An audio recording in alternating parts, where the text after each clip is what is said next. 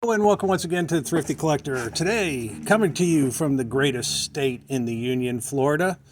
Got some through the mail cards, I've got some eBay purchases, and I've got some other weird, wild things. So, we're going to go over a few of these. I picked up a 1987 Topps Tiffany Jamie Moyer. Now, if you don't know about the Tiffany's, they came out in sets.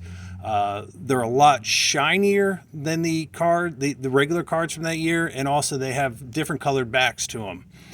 The reason why I picked up Jamie Moyer, I was actually talking to somebody about him, and Jamie Moyer had an amazing career. He pitched from 1986 to 2012. So if you can imagine that, 1986 to 2012, he did end up with 269 wins, 2,441 strikeouts. He did win a World Series with the 2008 Philadelphia Phillies. I picked this card up rather cheap. This is one of my long shots. I hope I don't get into this guy like I am with Mac Calvin, because I bought Calvin Mack. I yet again bought another one of his rookie cards today, as a matter of fact. But this is Jamie Moyer. Had a great career. Is he a Hall of Famer? I don't know. But then again, Harold Baines is a Hall of Famer, so who knows these days. Hopefully, if he gets in, he won't have to wait around as long as Jim Kaat. To me, him and Jim Kaat, they're kind of have the same career progression. They were around forever. Kaat pitched from 1959 to 1982 or 83. And then, of course, this guy pitched from 86 to 2012. He was a one-time All-Star. He doesn't have the gold gloves like Jim Kaat had. Jim Kaat actually had 16 gold gloves. But then again, Jim Kaat should have been in the Hall of Fame about 20 years ago. So if you want to pick up a long shot, this is probably a good card to get. I'll show you the back. The regular backs on these are kind of like a brown or gray. Oops. And this one is yellow. So that's how you can tell. A lot of people on eBay will list a lot of these cards, like the Rafael Palmeiro, and they'll actually put Tiffany on them. Don't go by what they say. Take a look at the back of the card, click on picture number 2, and make sure that it's got a yellow back to it. That's the only way to tell. The next card, this was an eBay purchase. This guy is Grandin Goltzman, I believe it's pronounced. This is a 2011 playoff contenders. And I had read an article about AEW wrestling. This guy's actually a wrestler now. This is the guy that has all the tattoos all over his face and neck and body. I think he goes by Trench. Now, the chances of him actually making it big in the wrestling business, I don't know if that's particularly going to happen, but you never know. And I picked this up for about $3 delivered. So it's kind of cool that he's a wrestler, had a playoff contenders card as a baseball player. So for $3, I'll take a shot. You never know what'll happen in that kind of retrospect there. The next card I have is my Jim Marshall rookie card. I believe I'm actually going to take this one out. This one, Jim Marshall was said by Bud Grant to be the greatest player that he ever played for him. He was in a bunch of All-Pro bunch of times. He's part of the Purple People Eaters. His most famous thing is that he actually recovered a fumble on the other team had the ball. They were on probably about their own maybe 10-yard line. Team fumbled the ball. Jim Marshall picked the ball up, and instead of running the 10 yards into the opponent's end zone, he actually ran it about 89 yards into his end zone, throws the ball up in the air in celebration because he thinks he ran for a touchdown because nobody was stopping him because he was running the wrong way. Now, this Jim Marshall, not real thrilled about this auto. One, he used a black marker, and it doesn't really look all that great. It looks like it was almost drying out. This was about $20 or $30 to send to him. So I figured maybe one day he'll get in the Hall of Fame. Like I said, according to Bud Grant, he was the greatest player that ever played for him. Speaking of going back to wrestling, I did send to Ron Simmons Ron Simmons is a former All-American at FSU. He was a defensive lineman. Actually placed fourth or fifth in the Heisman Trophy, which is very rare for a defensive lineman to get to go that high. Now, of course, you know him. His signature saying was "damn," so he was in the NWA. Actually, the first black NWA champion. He power slammed Vader to win it. If you've never seen that match, just go to the ending. There's a kid that runs to the front and is so happy. It's like the coolest thing in the world. He's wearing a blue shirt from what I remember. But Ron Simmons is also in the College Football Hall of Fame, and he's in the WWE Hall of Fame. So great player. I think I sent him $10, and what was kind of neat too is he did send me another card for free. Now he personalized that one, and it's kind of beat up, but I'll take about anything free. The next cards are, I got some Jim Beattie here.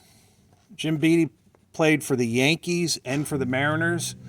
He actually won a World Series ring with the Yankees in 1978. I do remember when Jim Beattie was coming up. I used to live in New Jersey at the time, and the Yankees were very high on him as a pitching prospect. He never really quite got it going. I don't know if he had arm troubles or what, but he went to the Yankees and the Mariners and then pretty much just fizzled out pretty quick. But he was real quick on signing. First one was his 83. That's his 1982 card. And then I also have his 1979 Topps, which has him as a Yankee. So pretty cool that he won a World Series ring in 1978. The next cards, they're the same, so I'm just going to put them both out together, is the 1993 Bazooka set. This set parallels the Topps Traded set, but there's a huge difference. You can buy the regular Topps Todd Helton raw for about maybe $5, if that. Now the Bazooka one, actually, Todd Helton raw will go for at least $100. A lot of people see him going into the Hall of Fame.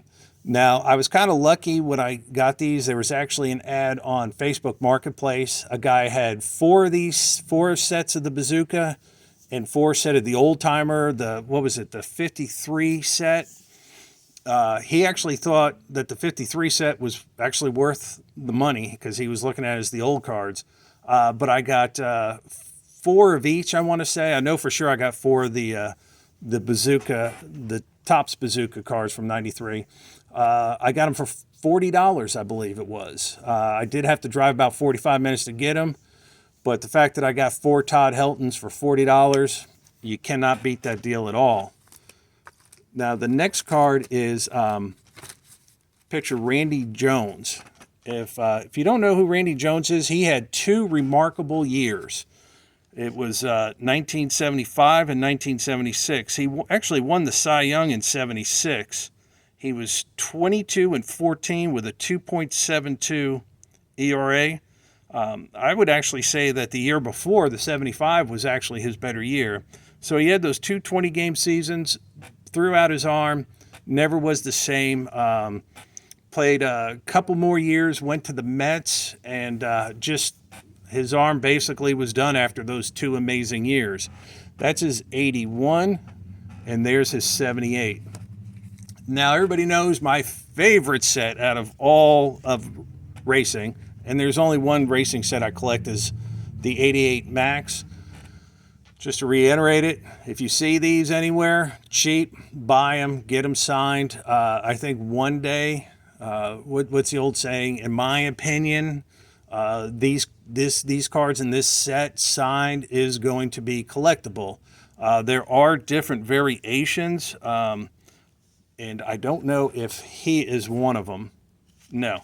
There's a couple cards where the cards have the guy as one single and engaged, and then when they redid the set later that year and really kind of started pumping them out, both of those guys were married.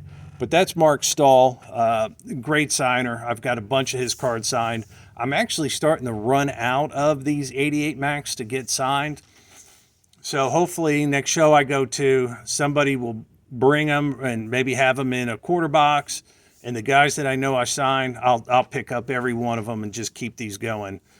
These are just going to be cards that in the future I think will increase in value. They can't really decrease much because nobody has started looking at them yet.